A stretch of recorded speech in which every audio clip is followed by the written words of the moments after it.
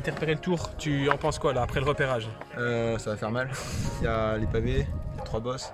Finalement là-bas, il n'y a pas que cette bosse là qui fait une borne, voire même 2 bornes en fait. Ouais, elle fait une borne et Parce demie. qu'elle part d'en bas en fait. Et en bas, il y en a encore une de 1 km plus ou moins. Et puis ouais, il y en a une grosse de l'autre côté, ça va faire très mal. On a vu les mecs un petit peu avec des beaux gabarits, donc je pense que ça va marcher. Ouais, et surtout, le circuit fait que 5 km. Donc tout ça en 5 km. Donc tout ça, on va le bouffer, on va le rebouffer, donc ça va être dur.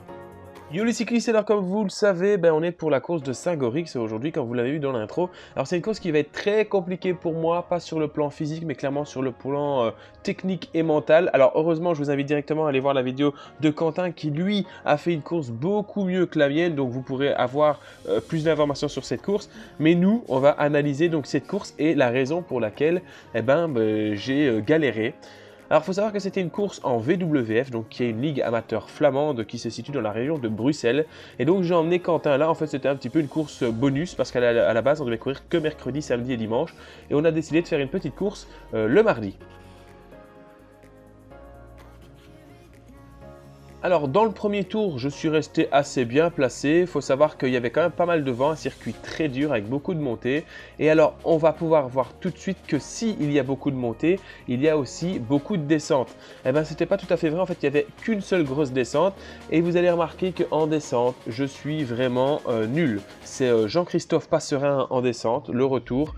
Donc déjà, je suis pas bon en descente et en plus, je suis pas bon en relance. Alors forcément, quand je perdais 10 mètres, 15 mètres, 20 mètres dans la descente, puis que je reperdais 15 mètres dans la relance, eh ben, je me retrouvais très loin.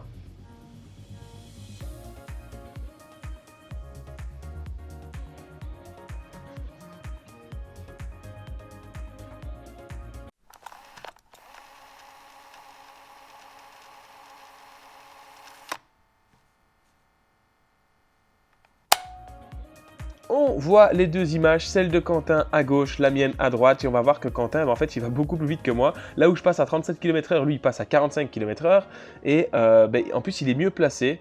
Et donc, on peut voir qu'il y a une différence de trajectoire. Alors, même, malheureusement, comme vous l'avez peut-être vu dans sa vidéo, il n'avait pas de GoPro avant, elle n'a pas fonctionné. Donc, vous avez la GoPro arrière, mais on peut voir que il va beaucoup plus vite que moi. Dans la relance, ils sont à 40 km/h, là où moi, je dois relancer à 30 km/h. Donc, en soi, dans toute la descente et dans la relance, je suis 10 km/h en dessous d'eux. Et donc, je perds énormément de temps.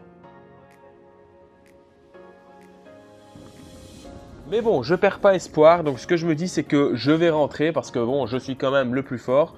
Donc j'essaye de rester un petit peu serein, mais là la descente n'est pas encore finie, donc je vais perdre du temps. Et regardez ce magnifique virage de Jean-Christophe Passerin aussi. Le mec prend l'extérieur pour sortir à l'extérieur, le virage est mauvais, est moche, est nul. Et je perds encore énormément de place, énormément de vitesse.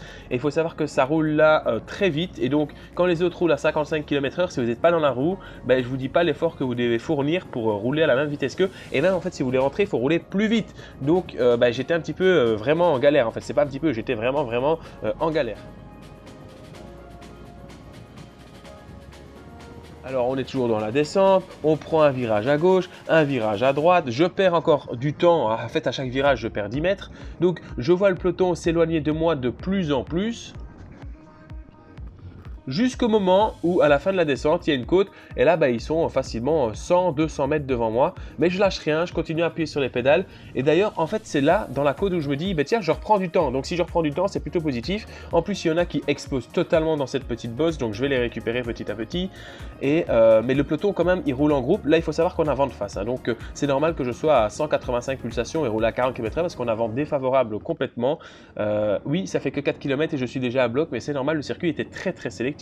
Et heureusement après la ligne d'arrivée il y a la seconde côte qui monte plus ou moins à 7-8%, toujours vent défavorable, mais comme vous pouvez le voir on est plus à l'abri. Et donc dans cette côte je vais finir par rentrer. Alléluia, je l'avais dit au début de vidéo, je suis le plus fort, donc le peloton, je te rattrape.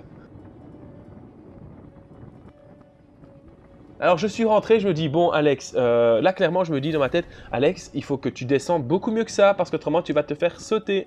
En fait je vais pas descendre beaucoup mieux, clairement pas du tout. Surtout que le jeune garçon là devant il va laisser un trou énorme dans la première relance avant la descente.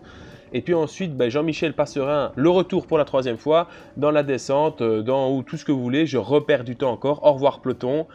Là, on peut voir que je suis loin d'être à bloc, je suis à 160 pulsations.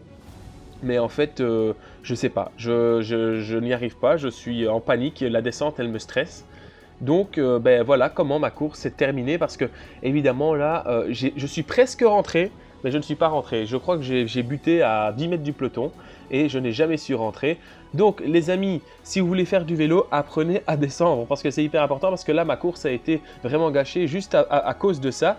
D'ailleurs, à l'heure où on fait cette vidéo, on a déjà couru la deuxième course en Belgique et là, pas de descente, pas de virage dangereux, un circuit que Alexandre, il aime bien, pas besoin de Jean-Michel Passerin et du coup, ça s'est beaucoup mieux passé. J'ai fait une course incroyable et vous verrez ça bientôt dans la nouvelle vidéo.